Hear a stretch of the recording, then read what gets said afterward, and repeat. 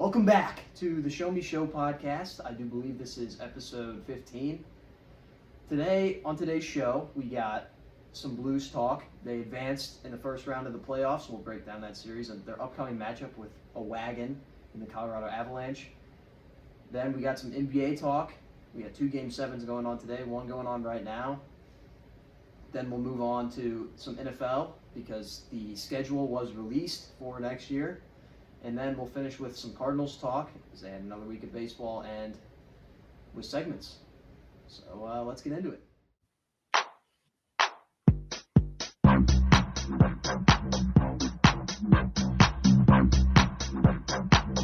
So welcome back to the show. Start off here with high talk, unless we got anything to say. No, show 15 weeks in. It's May. What is today's date? May 15th? I do believe. Wow. How about that? Show 15 on the 15th. Yep. On 5/15. Golden show day. True. But yeah. I'm Luke. Co-host is Cam. And yeah. Let's get into it, I guess. Yeah. Like Luke just said in the intro, Game 7, Bucks and Celtics going on right now. Currently 68-55, but we'll get back to that in a little bit. Our beloved St. Louis Blues have advanced to the second round, just like we asked for a couple weeks ago, was that they just if they can advance to the second round, then we will be happy. It'll be a good season. Because now they are lined up with an absolute powerhouse in the West, the Colorado Avalanche, and more importantly, lined up against the Kroenke family once again. St. Louis versus the Kroenkes. Not great. Like I said a couple weeks ago, the seeding is super weird. Like the Blues had to play the 2 seed, and now they get thrown the Avalanche. So I don't know how I feel about that. They were the 3 seed, actually, I do believe. I think the Blues were the 3 seed. Oh, really? Yeah, and then the Wild were the 2 seed. So they had like the second best record in the conference. Yeah, I think that's what it was. But yeah, so we got what we wished for, Luke. We asked to advance to the second round, and here we are. But we're probably going to get shit pumped in the second round. Even though we do have Bortuzzo back, and Letty is also back. Yeah, we're healthy. Yeah, and you never know. That's why they play the games, right? Yeah, and we've had some decent time off. The Avalanche have had even more time off. That's almost worse when you have like a week plus off, because then you get off your game. Yeah, I feel like anyway. And you might not. The Blues haven't had as much time off as them. It's like the perfect amount. So it was a Thursday that they advanced. So Friday, Saturday, Sunday, Monday. I think they're going to play on Tuesday. So that would be 4 days off. Yeah, that's pretty good. The Avalanche would get 7. Yeah, I mean, they absolutely destroyed the Predators, and they just took care. Yeah, exactly. That series is, game 1 and 2 going to start in Colorado and Denver. And the Avalanche, like we've said, they've just been really good this year. But we've also seen them be really good the past couple years, like 1 seed material too, and they've flopped in the playoffs. So usually in the second round too. Last year they lost in the second round. The year before it was a fake year because of COVID. But I'm not exactly sure where they lost, but it was before the conference finals. So tend to lose early. Yeah. So that's one thing that the Blues do have on them, is that the Avalanche have just been choking in the second earlier round. So I don't think it's going to matter though. I'm going to go ahead and say that the Blues win a game. I think they'll get either game 3 or 4 at home. I think they'll sneak one out, stay alive in the series. Maybe game 3, they'll probably get one, like make it 2-1, stay alive, and then Avalanche win the last 2. I don't see this going to be a very competitive series. Yeah, I think this could be a gentleman's sweep. So, I mean, my dad was talking to me about it, and he was saying that the stats actually line up with like the Blues and Avalanche. Like when they play each other, their stats are very similar against each other. So it could be a good series, but the Avalanche are just a wagon. They have easily the best defenseman in the league in Cale Makar, They have maybe the best first line in the league with Landeskog, Nathan McKinnon, and what's his face? Can't think of it. Mikko Rantanen. They're star-studded. They got a good goalie too. They signed him in the offseason, but we got Bennington. Mm-hmm. He's back. I think that's the big story of the Blues, is that I think we're riding with Bennington the rest of the way now. He seemed to be back in those last 3 games against the Wild. He went 3-0. You can't ask more than that. So Yeah. he also broke the franchise record for most postseason wins as a goalie. So pretty cool stat there. The record was 17, and he literally got 16 in one season. So didn't have too far to go yeah, to break the record. But yeah, hopefully this is the same playoff Bennington from the title run. That would be awesome. That would be amazing. We would have a chance in that series against the Avalanche because if your goaltender's on, you're always going to have a fighting chance. Yeah, exactly. So yeah. And some other stuff. There was a lot going on in the NHL yesterday. 3 Game 7s. The Lightning advanced. The Oilers advanced, right? And the Hurricanes also advanced against the Bruins. Oilers beat the Kings, and the Lightning beat the Toronto Maple Leafs. So that's one team down from Canada. So well, you said that you wanted an all-Canada matchup in the Stanley Cup Finals. They were the only Canada team on the eastern side of things, so they're done. You still have Calgary, which they play a Game 7 today. Mm-hmm. And Penguins also play a Game 7 today against the Rangers. And then the Oilers do advance, though. So potentially a Calgary Oilers matchup. Oilers really just survived and advanced that. The Kings were up 3-2 in that series. And I was thinking, here we go again. Oilers losing in the first round. McDavid can't win. But in that Game 7, he stepped up. He got an assist and a goal. They won 2-0. Their goalie stepped up, obviously, too, with a shutout there. But very cool to see them advance because they haven't had a lot of playoff success, but they have a really talented team. So it's cool to see them advance. Also, the Leafs, impeccable feat that they had. They become the first team in MLB, across the MLB, NHL, NFL, and NBA to lose 5 consecutive lose 5 consecutive winner-go-home games, which has been Game 7s for them. I mean, you just got to feel for those fans. They're probably it's just like an annual bullet wound that they have to take. And there's really no way around it for them. Their team is so good. They got Austin Matthews, one of the best players in the league. They got John Tavares. He came home a few years ago.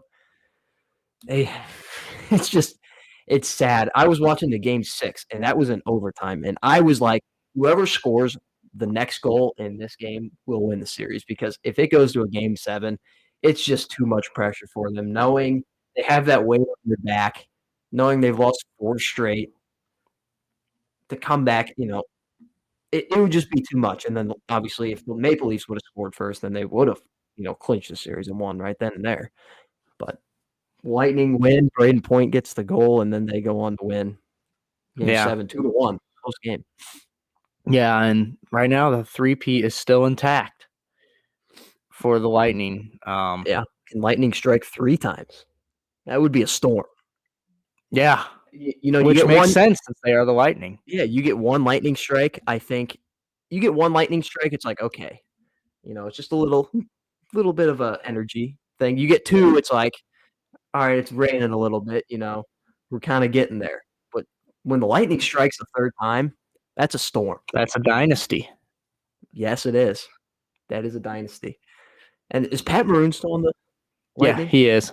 He could go win 4 straight. That has to be some sort of record if he goes out and wins 4 straight. Yeah, I'm not sure, but they were talking about it during the broadcast the other night. It's like 1-1 with the Blues, and then boom, 2 straight with the Lightning. So that's pretty damn lucky. Yeah, to be a part of those teams. You want a cup? Go out and get Pat Maroon. Yeah, that's incredible that even he won 3 in a row. But if he wins 4, that would just be ridiculous. Yeah. Who did that in the NFL for a little bit? Was it Chris Long?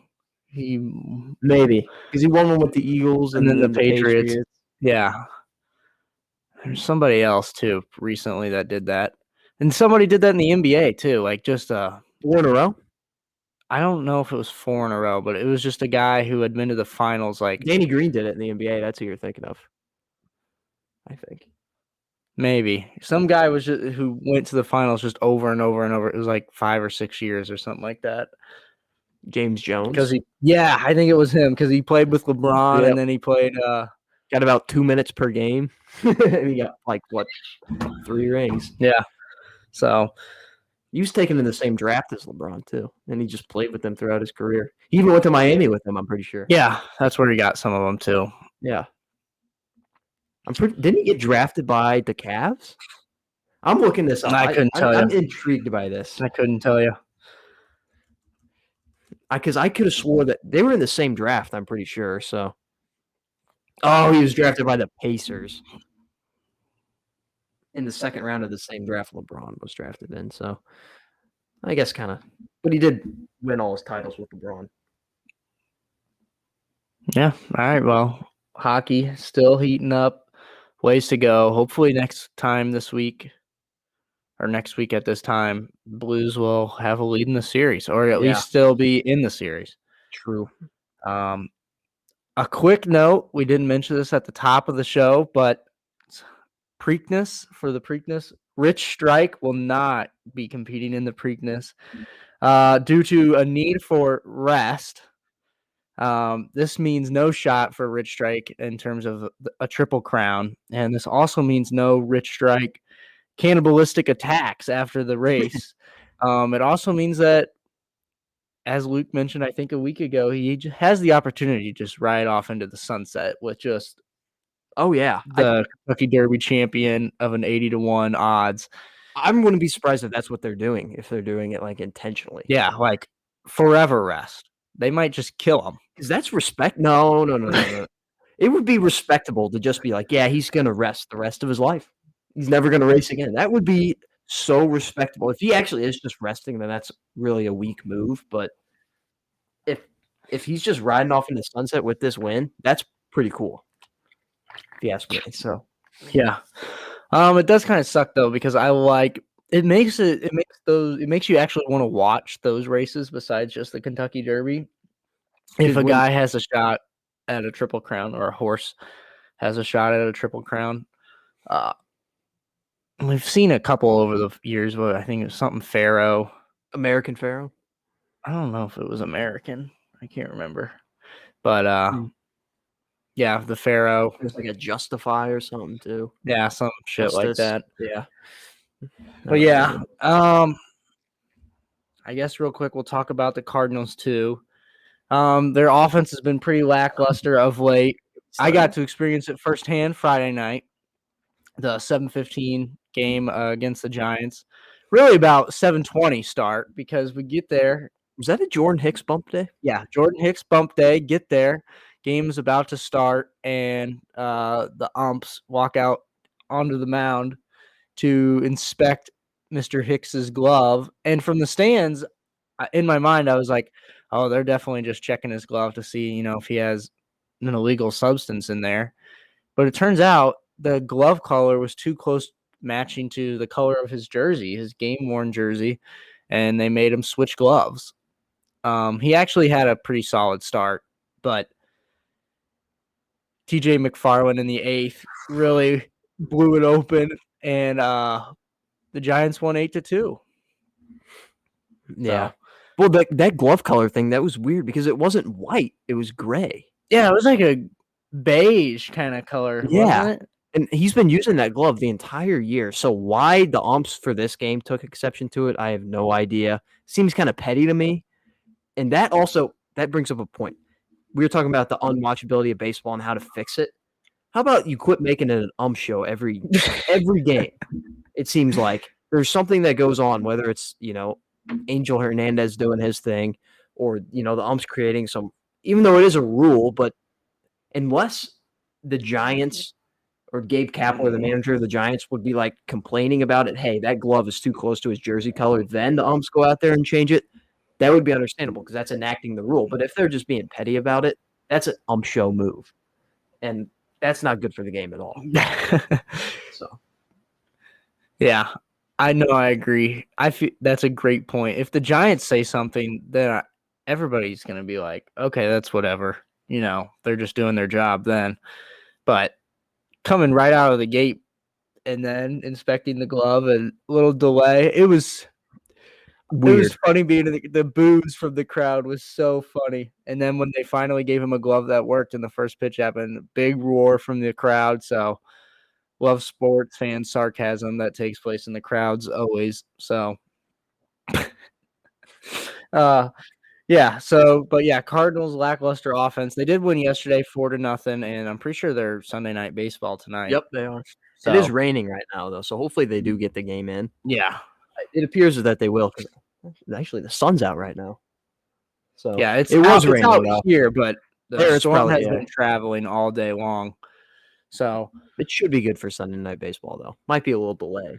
Hopefully not. Hopefully they get everything in fine. But Wainwright is back tonight as well after catching the Rona. So glad to see he's back. That means Molina will probably get the start because they're trying to catch that record. They got the chemistry going, which is cool. Molina's actually looked a lot better. I know I hate on him a lot. Yeah. I say he's not that good, but he has looked better, really, especially defensively. He's been really, really good. Yeah, he had a sick play yesterday where he just threw out the runner, kind of picked up on their signs or whatever and just threw him out. And it was like a funny throw out on the base pass because the guy had no chance. Yeah, no shot. So Molina basically called a mid-pitch pitch out. He just stood up and Hudson threw it out in the other's batter's box, and Molina just gunned him. Yeah, wasn't even close. So that was pretty cool. But when he actually tries to play defense, he's really good. That's the biggest problem. When he's just sitting on his butt, basically behind the plate, trying to catch balls, and then you throw one in the dirt, and he just throws his glove at it. Yeah, that sucks defensively. When he actually tries, he can still throw out runners at a really good rate. He's one of the best in the game at doing that still. And when he knows how to call a game, and his framing's really good. So all those aspects are really good. And he's got his bat has heated up a little bit. It's still not that. It's not that he's heated up. He's just kind of getting into a little bit more of a rhythm. He's not sucking anymore. Yeah, getting some more hits, contributing a little bit more. So that's all he needs to do. Just be just be somewhat of a threat in the lineup, I guess. Don't be like Paul DeYoung. You can't have him being a pushover because then you have to start Kisner.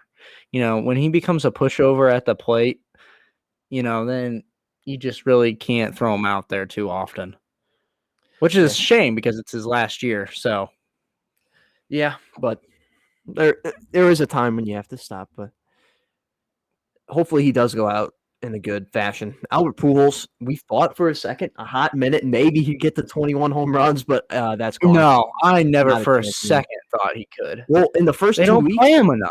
When he had 2 home runs in the first 2 weeks, I was like, well, he's actually got a chance at this, but not anymore. He's gone a month without a home run. As soon as I heard that they were they're going to mostly just play him when lefties pitch, right? And that's pretty much it. DH him when lefties pitch or when Goldie needs a day off. Well, thank God Goldie doesn't take too many days off because he's awesome and Pujols is But Pujols is not that good defensively anymore. No, not even. No. Oh my gosh, compared to Paul, no, not even close. When you compare him to Paul, then that's yeah, night and day difference. Thank God Paul still has a pulse, and unlike Pujols some days. So yeah, I think the saddest part about the Cardinals this week is that they dropped a homestand set to the Baltimore Orioles. Oh my gosh, that was brutal. I mean, they got one. The game that they did win, I mean, it was a blowout, like it should have been the whole series. And the games that they did lose, I mean, to the freaking Orioles, man, you just can't have that happen. It wasn't even to their good starters either. Steven Matz pitched a gem on Thursday afternoon. And no offense against some random. Well, you could have. That was kind of your fault too at the same time though. No, it wasn't. And class, you're like, oh, Steven Matz has this guy out. He only bats like 120. Oh, yeah. And then He the was guy through hit a moonshot. He was through 6 2/3 scoreless innings. I wasn't watching the game. I was just checking the stats. And the guy who was batting, he had a 122 batting average and no home runs on the year. And so I was like, oh, look at that. Steven Matz threw 7 innings of 1-run baseball. And then a couple seconds later, boom, that guy hits a home run. So that's on me. I apologize. Formal apology to Steven Matz for that. That's on me, not on you. That's me. So count that towards my ERA. But we still lost to the Orioles, so Yeah. But just sad. Yeah, it was. Hopefully a better week starting tonight. Sunday is always the technical calendar start of a new week. So, well, also I have noticed that this year, whenever I watch the games, we play really good. Like we haven't won every single game that I've watched, but usually the games that we just lose really bad to, I don't watch. Those are the games I don't watch. So whenever I watch the team, they look really good.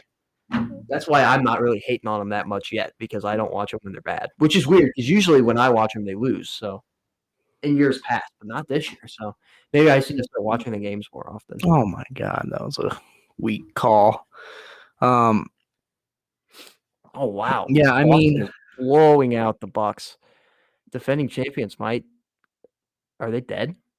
I hope not. I hope they got something left in them here, but yeah, Cardinals definitely just need to get the offense going. That's kind of what I've got to say about that. Oh, they did send down Paul DeYoung though.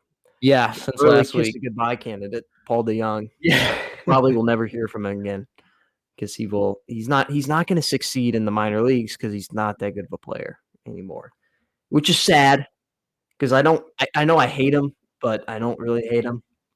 Hate him as a player, but you don't hate him as a person. Yeah, you hate to see a guy's career end.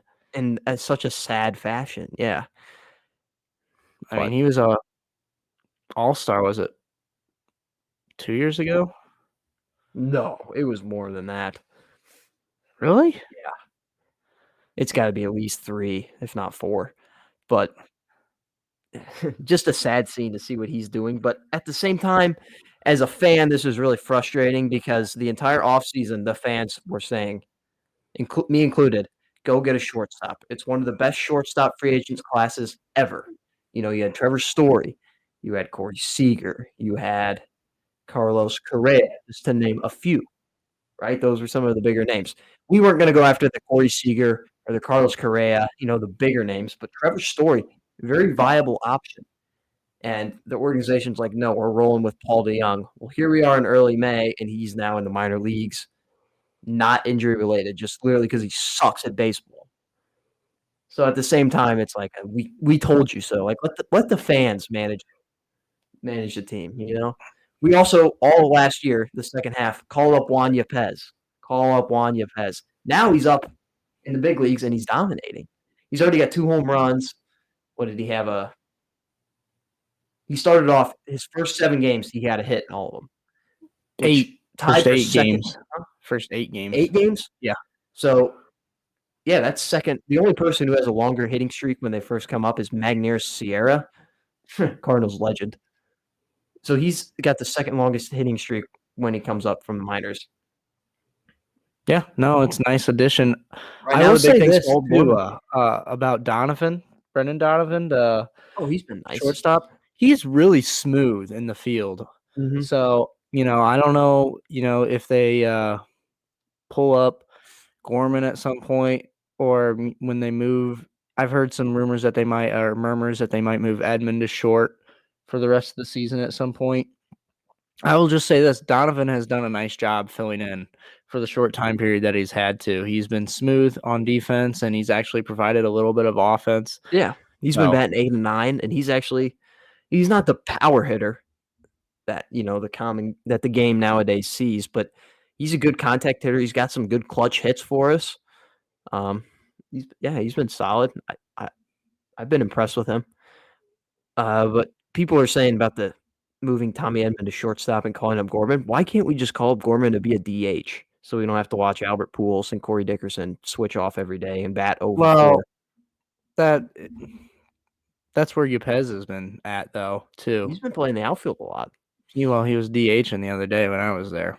So Well, I don't know if they want to just have that spot open just for him. true. So, Well, if he keeps hitting like he is, then I think he's got a spot. So yeah. he's hitting like Mike Trout right now. Some other baseball news: the Angels are good. They're actually a good team.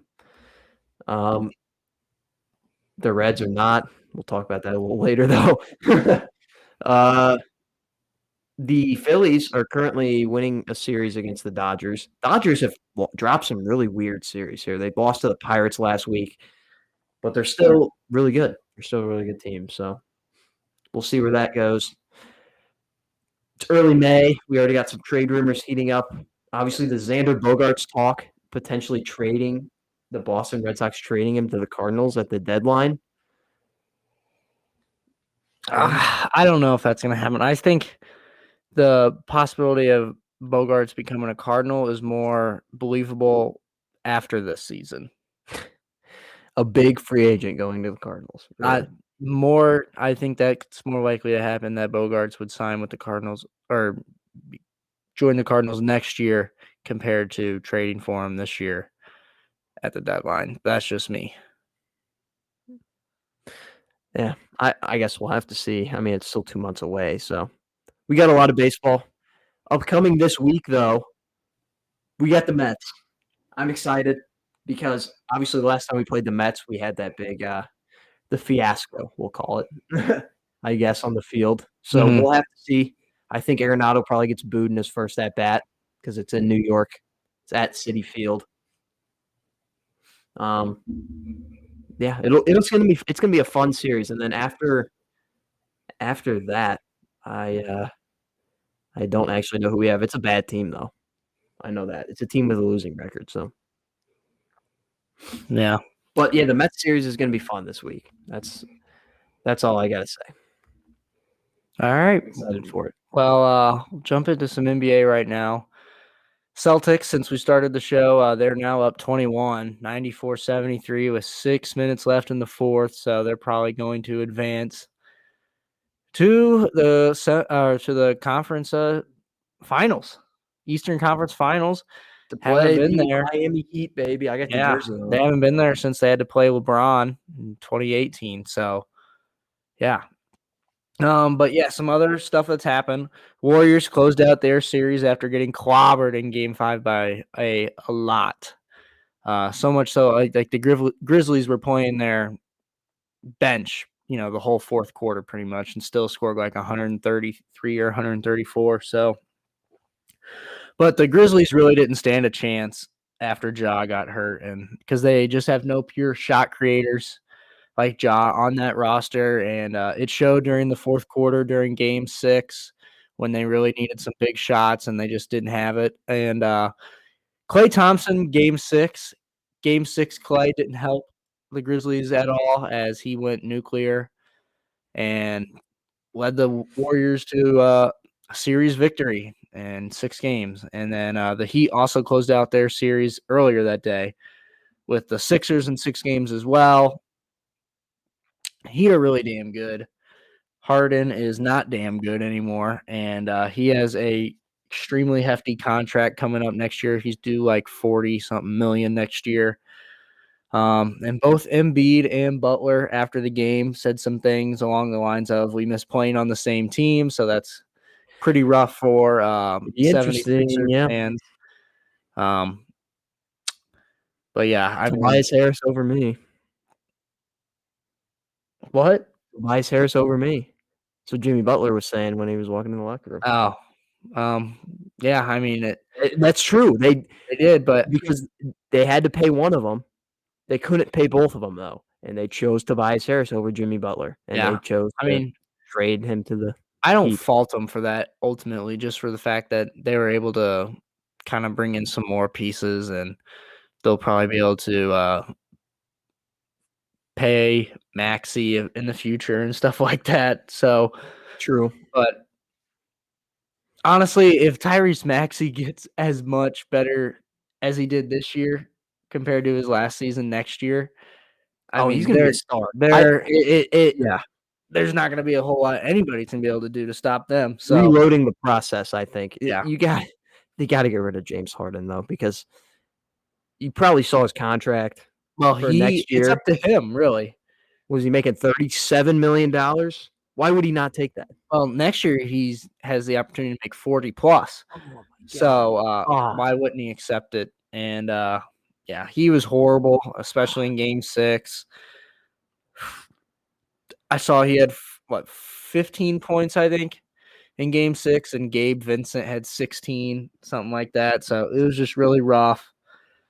Hats off to Embiid though. I mean, he had a fractured skull, I'm pretty sure, and he still came back because his team needed him. Yeah. And he extended that game to 6 games single-handedly. So I am mad at Embiid, and we'll talk about that here in a little bit. But yeah, Celtics-Bucks series has been amazing. Game 5 was one of the best NBA playoff games I've ever seen in terms of all the incredible plays by both teams, and then by the Bucks, their awesome 13-point comeback. Drew Holiday was the best defender on the floor going down the stretch of that game, and Marcus Smart made some terrible decisions, and before you know it, the Celtics had blown the game, and the Bucks were going to Milwaukee up 3-2, and then Tatum was unreal in Game 6, and Giannis had a hell of a game too, but Tatum was just that much. 47 points. Yeah, I mean, almost a 50 burger. Giannis's teammates just didn't really help him out too much in Game 6, and Tatum's did. And when that happens and you get Game 6 Tatum and the Tatum that we've seen in some other games, it's going to be really hard to beat the Celtics. So, yeah. But an interesting thing in this series is home teams just can't seem to catch a break, as the away teams have pretty much won every single game in this series. Yeah. True. But it looks like that's going to change. Yeah, it looks like it'll finally play tonight. Suns and Mavs also play Game 7 tonight at 7 p.m. That's such a weird Game 7. Yeah, I like it though. I think the Suns are at home, and unless Luka goes nuclear, I think they're going to win. The Suns are. Whatever happens, though, I'm looking forward to either of the possible conference finals matchups that could come out of that, whether it's Suns Warriors or Mavs Warriors. Suns Warriors would be so much better, though. That would be so good. Yeah, I think it'll be harder for the Warriors to win if the Suns win, but I'm also fine if Luka makes it there, because if Luka can make it past the Suns, it'd be amazing. It would be incredible to see if he could somehow make it past the Warriors too. So we'll see. But Jokic won MVP as well. Oh yeah, we were talking about that. Like, when are they going to announce it? So they announced it Monday morning, I'm pretty sure. Just at it got really leaked weird time. Woj announced it before the NBA formally announced it. So shouts out to Woj. Yeah, and then Jokic back-to-back MVPs. So I think the last 4 MVPs have all been from overseas. I think Giannis won it 2 years in a row. And then Jokic won it 2 years Jokic won it 2 years in a row. So back-to-back MVPs. Yeah. For our friends overseas. Yeah. That's kind of weird how the last 4 years there's only been 2 MVPs. Yeah. And none of them from the States. Exactly. So that's actually good for the NBA, the fact that, people around the world are making contributions to the game. So, yeah, NBA playoffs, to me, they've been really great. Marcus Smart just got hit in the nuts, it looks like. So that's a tough scene for him. But they're going to run away with this game, it appears. But, yeah, that's the NBA. Yeah. That's where we stand. I mean, I was on the train. Like, this is the Suns' year. They're clearly the best team in the West. They should go to the finals, and whatever teams comes out of the East, it'll be a tough matchup, but they might be able to run away and finally get their title. I've switched. They haven't looked that good against the Mavericks. They didn't really look that good against the Pelicans either, but they were missing Devin Booker. I mean, they went to 6 games with a 10-game under 500 Pelicans team. Mm-hmm. And now they're in Game 7 with the Mavericks. And you're going to face the Warriors next round. I am all on the train that this is the Miami Heat's year. Whatever Because- happens, I'll just say this. I think it's coming out of the East this year. Really? Yeah, I think it's coming out of the Celtics East. or Heat? I would love that because the reason I said that, I know at the beginning of the playoffs I picked Celtics Suns, right? And I wouldn't be shocked if that happened once again, but I'm liking the Heat right now because they are playing really, really good basketball. And some of that basketball they've been playing has been without some of their big names, like, Bam Adebayo was out for a few games. Kyle Fat-ass Kyle Lowry. Kyle Lowry has not played that much at all in the playoffs, and they have just been winning and winning and winning against pretty solid teams. Mm-hmm. And that combination, when you have the whole team playing well and you're kind of flying under the radar a little bit. I mean, for being a 1 seed, they are flying out under the radar tremendously. I mean, this game right now, Bucks and Celtics, people are like, oh, this is the finals. This is the finals. This is a huge matchup, which it is a huge matchup. But you're disrespecting the Heat when you say that. I mean, they got some really good players over there. They got great coaching. I think the best coach left in the league. Yeah. And even though, you have the coach of the year on the Suns, but they also have something that none of these teams, because the Bucks are going to get eliminated here, that none of these teams left have, and that is finals experience. Just 2 years ago, they went to the finals and played LeBron. Yeah. One of the 4 times that LeBron's won in the finals is against this team. And they got a lot of heart and they got a lot of talent on their team. And I just think I'm just loving them right now. I'm full Heat mode right now. I mean, I've even got the jersey on. Yeah. Yeah. So I am. They got the 6th man of the year, Tyler Hero. That's the jersey I'm wearing right now as well. The thing I love about the Heat is they play harder than any other team in the NBA. I mean, they just work. And you can just see it on their faces. Like PJ Tucker, he's old. And he looks so much older when he's playing because he's playing so dang hard. And, they just play really hard. So every game for them feels like a closeout game when the Heat play. Like, obviously not atmosphere-wise, but that's just how hard they're playing all the time. And because they really aren't the most talented team in the playoffs. But they play like it. But also, just for Jimmy Butler to get a ring would be so cool. Yeah, very cool. Because he has, if you ever looked into a story, it's really, really cool. I've done a few presentations on his life because it's so cool. I have no idea what happened to the TV here, but it just went black. Yeah, I have no idea. But what he had to overcome in his childhood and how he was not really recruited at all in his college career, and he just kind of went to the NBA and he wasn't that good at the beginning, but then something connected and he was a star. All that story. And the fact that if you watch him play, he plays so hard. He plays so hard for his team. And just to see him win a title would really, really be cool. Yeah. That's like seeing a Cooper Cup win a title, win the finals, and, win the Super Bowl MVP. It was kind of like watching Giannis win the title last year. Yeah. Because Giannis had done just about everything else except win the title. So that's kind of how it was last year. But yeah, I mean, there's that famous photo of Jimmy, after or during the playoff run against the Lakers. Yeah, where he's just so dang tired. Collapsed over the scores table or whatever. Because, I mean, he was literally playing 48 minutes every single game. So, yeah. I mean, I that's my pick. I like him right now. I'm jumping on the Heat train right now. The Celtics are a really good team, though. Yeah, the Celtics just really match up well with them, which I think is that's where I think that could be a great series, is because they just match up really well. Yeah, that's going to be an intense series.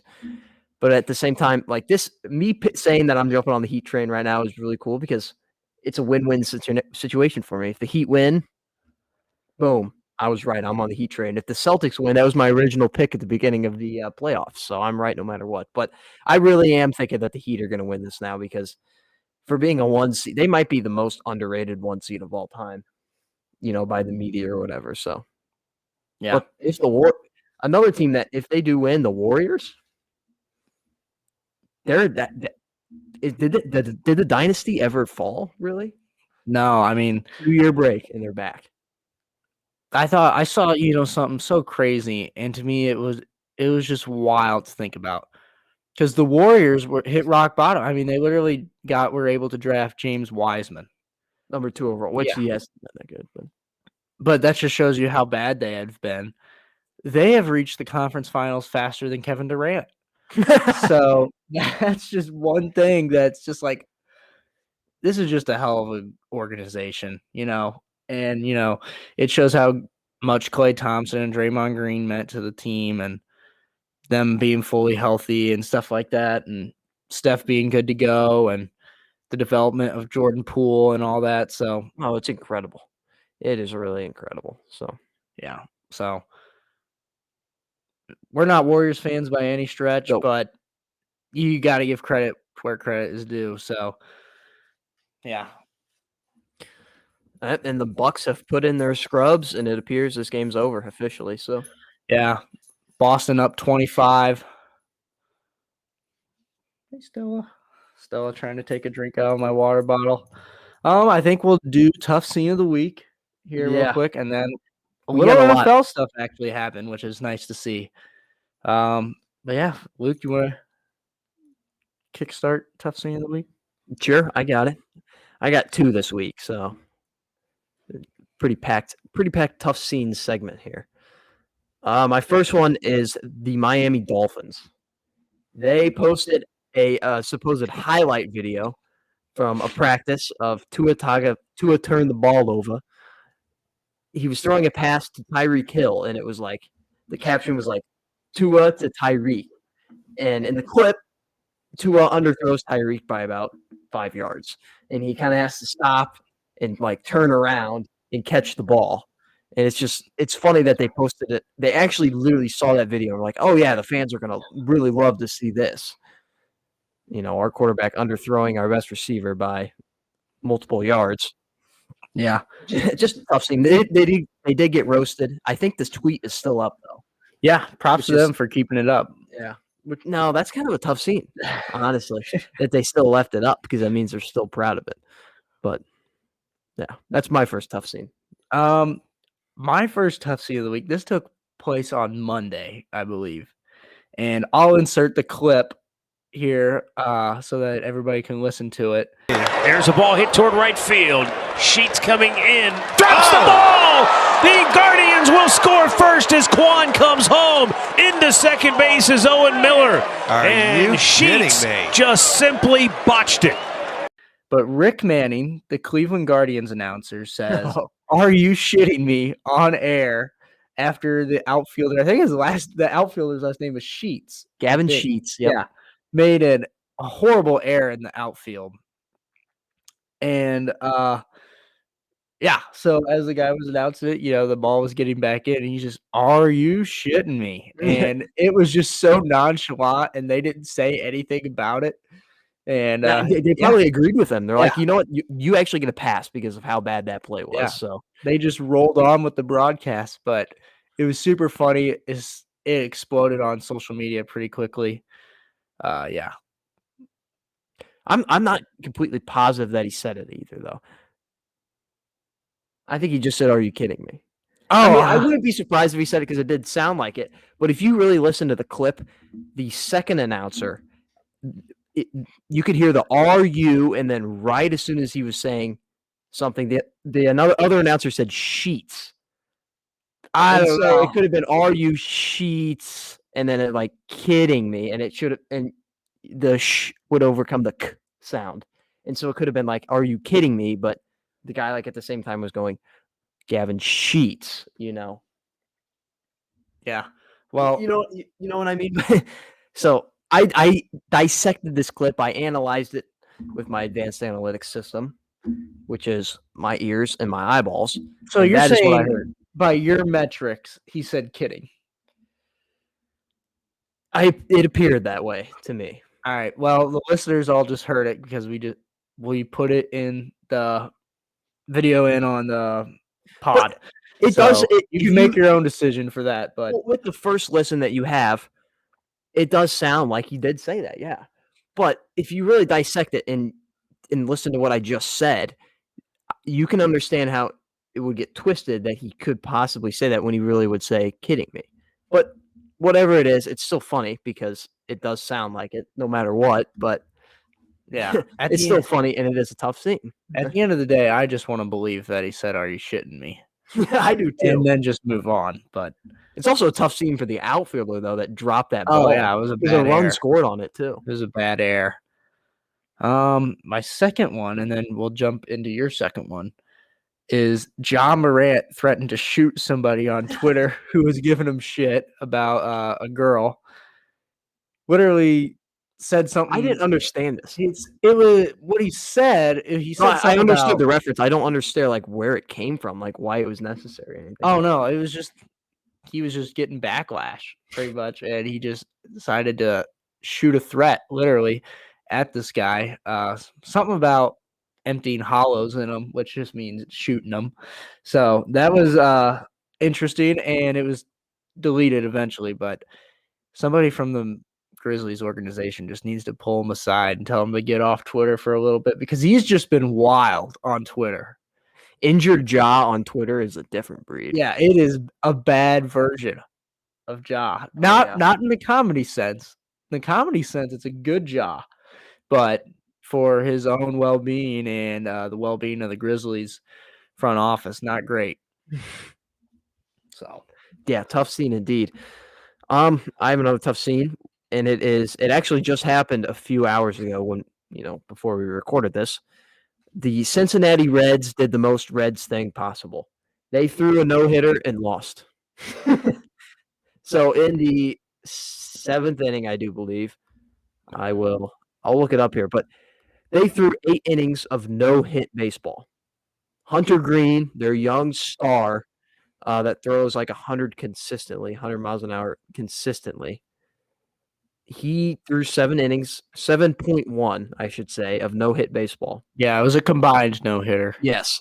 But he didn't after 7 innings, he had 103 pitches or 106 maybe. And they put him back out there. But, he walked a good amount of people. I forget what it was, but he walked so many people that his pitch count got up to 118. They pulled him, and the other guy came in, walked a few people, walked in a run in that inning, and didn't give up a hit, though. Yeah, they got out of it after that. And the next inning, so leadoff walk was it? It appears here. No. Yeah, basically, nope. Brian Hayes grounds into a force out, second baseman. Okay, so they tried to get a double play, but he beat it out at first. And so they tried to get an inning double play with the bases loaded, but the batter, Brian Hayes, beat it out at first, and that's how the run scored. Very tough scene for the Reds because, like I said, it's just the most Reds thing they can do. They've already had a problem winning games, and whenever you can't win a game when your pitcher's throwing a no-hitter, you suck. Yeah. You're a terrible team. And it's to the Pirates of all teams. Yeah, another bad They're not team. like a good pitching team like the Brewers or the Dodgers. It's the Pirates. They don't have any pitching whatsoever. So, yeah, no, that's it. It deserves a tough scene for sure. Yeah. My third one is the USFL Bandits have a turnover whip. Which caused a instant stir on social media. Obviously, because of slavery and whatnot. So basically, the player, when they get the turnover, they just get this giant whip and whip it towards the field of play. And it looks really cool, but you come up with a second interception. Some people just certainly did not like it. Some Well, funny they're the memes came Bandits. from it. They're the Bandits. Yeah, Bandits have exactly. whips. It's not like a crazy out of context Yeah. thing that they're doing. They're literally the Bandits. But some people really didn't like that, and it deserved a tough scene for sure. And then this is the one that I was alluding to earlier. Joel Embiid flopped around like a fish under the basket and ended Danny Green's career. Danny Green is like 35 or 36 years old, and he's going to have ACL surgery. And Joel Embiid just flops more than anybody else, and he just he's on the floor, the basketball floor, more than anybody else in the league. Oh, yeah. He can't control his body, and it's become a dangerous situation for his teammates. He lands on Danny Green's leg, and his career is it's honestly probably over because he's old. He's falling off. He's old. Yeah. It's a tough recovery process as you get older compared to when you're 20, say like Jamison Williams trying to come back from it and whatnot. So, yeah, not happy with Embiid about that. Danny Green, a Carolina alumni. I've been watching him for years, loving him for years, and it sucks to see that's probably how his career is going to end. He might be able to get back out there at some point, but it's doubtful. So Joel Embiid, I know he's 7 feet tall or whatever, but if he could just learn how to control his body a little bit.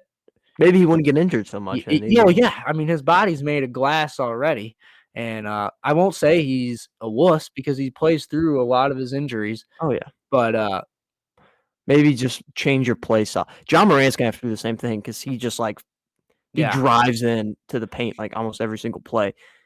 Bangs bodies and, Joel Embiid. Yeah, this clip, he was trying to go around someone, and it was a completely unnecessary fall that he made. He could have easily just landed on his feet, but Danny Green was standing under the basket trying to get an offensive rebound that just literally got his knee exploded because Joel Embiid, who weighs a lot because he's tall and he's a big man, just blew out his knee. So, yeah, tough scene for Danny Green and for the Sixers in general. Yep. Well, that was tough scene of the week. Some really tough scenes this week. Oh, yeah, for sure. There's a lot of them. Yeah. Quick NFL segment. Nice to actually see some NFL stuff going on. The Saints had a decent week here. They get both the Honey Badger, Tyrann Mathieu, they signed him, and Jarvis Landry, the wide receiver. So they're both returning to their home state of Louisiana. This is perfect for Jameis, man.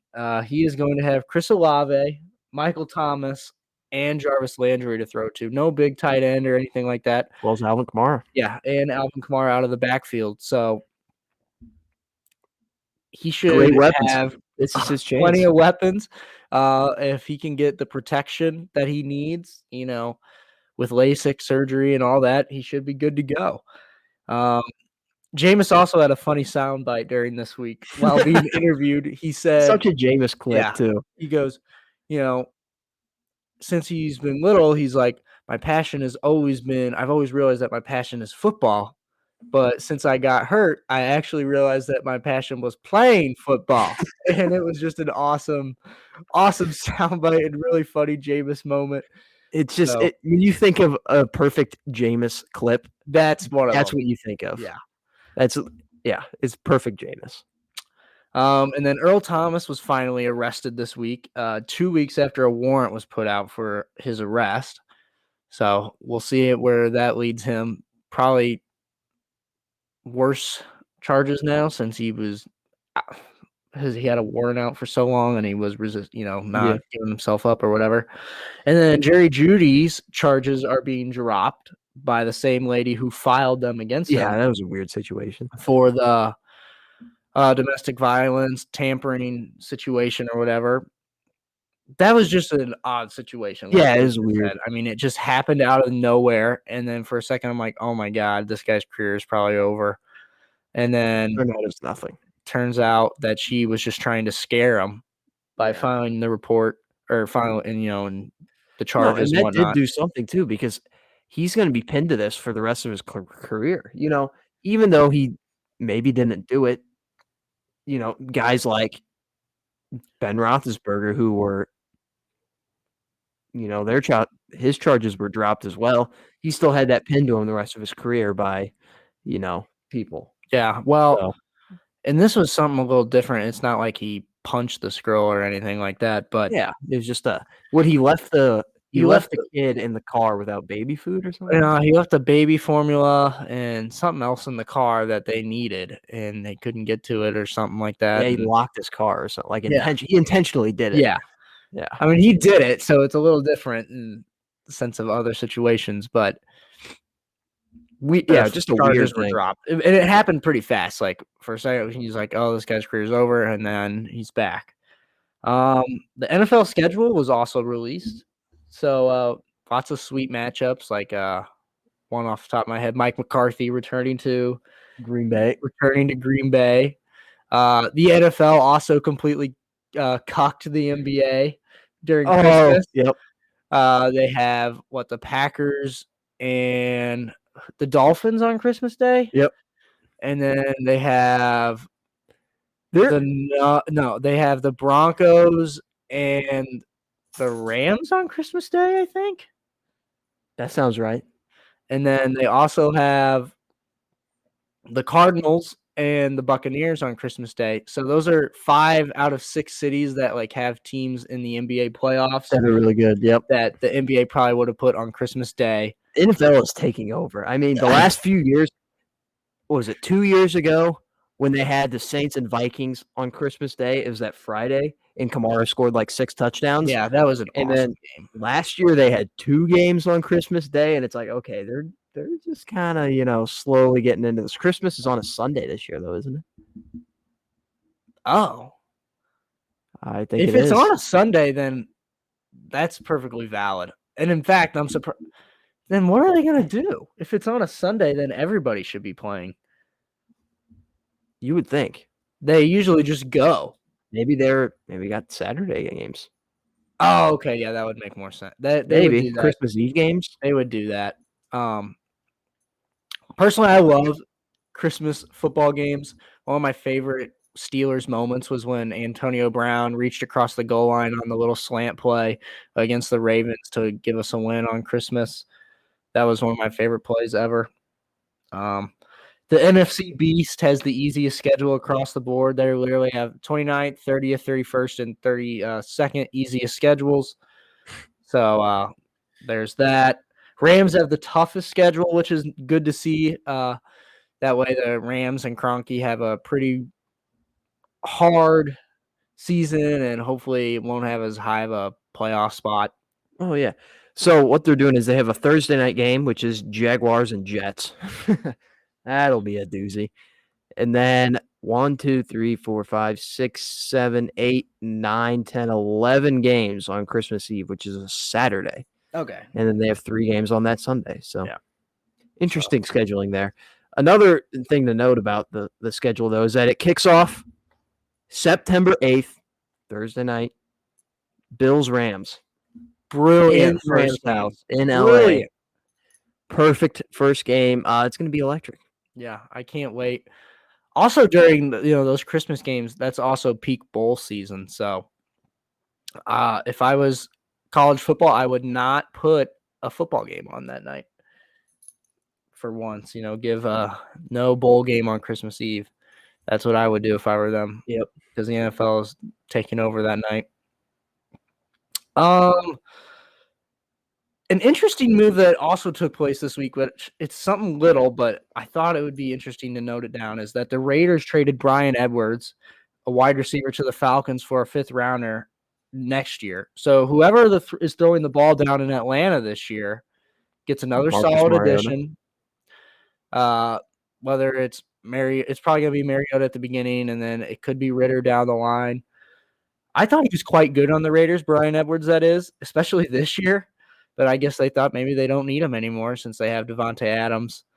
They're kind of like the same build in terms of body type, so maybe you don't need 2 of them. And then Malik Willis and Tannehill are on the right track in terms of friendship. Tannehill invited all the rookies over to his house the other day, so that kind of puts that to bed a little bit. Yeah. Good to see as well. Yeah, I mean, at the end of the day, he is supposed to mentor him, but also Tannehill's fighting for his job as well. So, Yeah, true. yeah, that's pretty much our show. I have a say hello. Okay. So I think I mentioned one to you at the beginning that you could possibly use, but I don't think we did it. I forget what it was anyway. So I have one say hello. I don't have a kiss of goodbye. It's just because I couldn't think of one. But J. Cole. It's just kind of a fun soundbite. It has nothing to do with sports. I saw this on Twitter the other day that Oh, J. yeah. Cole showed up to this one person's graduation. The story is like 9 years ago. It was July of 2013. He Facebook messaged. They were Facebook messaging this J. Cole and a fan, I guess, I would assume. And he said that he would be at this person's college graduation, but only if they got into a 4-year university. Uh-huh. And I forget what university it was, but it was, let's say it was Florida University, maybe Florida State. I think it was.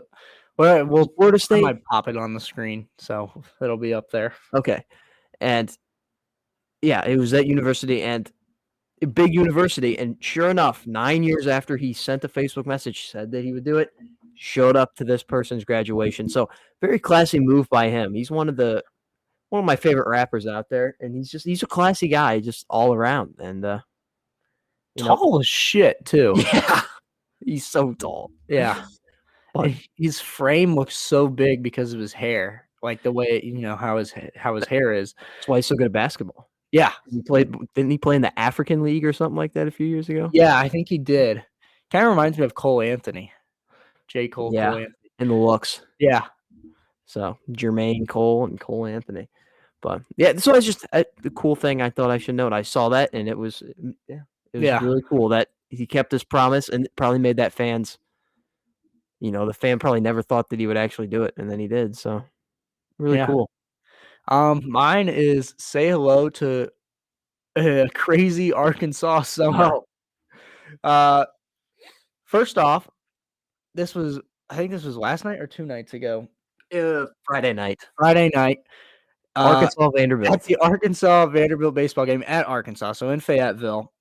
In the stands, a guy just picks up a raccoon and then removes it from the stadium, but he just picks it up and just holds it, in the air, kind of like Simba a little bit, and then just takes it away. Well, he was flinging it around too, the raccoon's going crazy. Yeah. So, and then in that little video,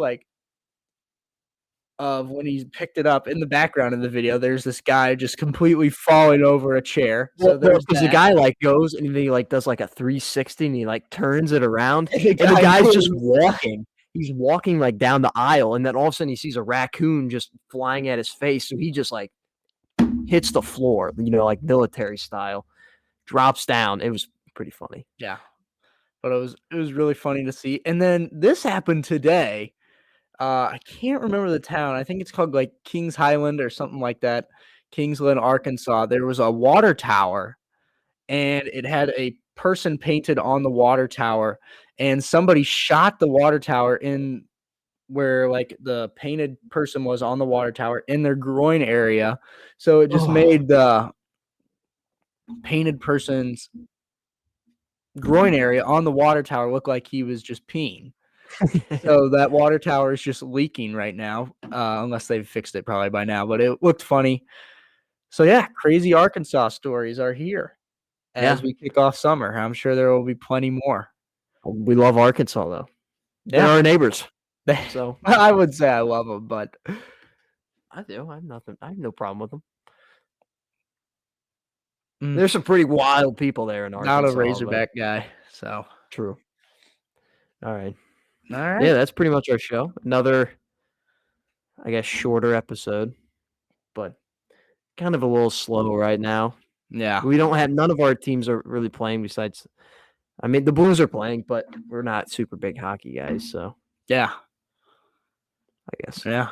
But yeah, I'll be on the Heat train. Heat culture, hashtag Heat culture.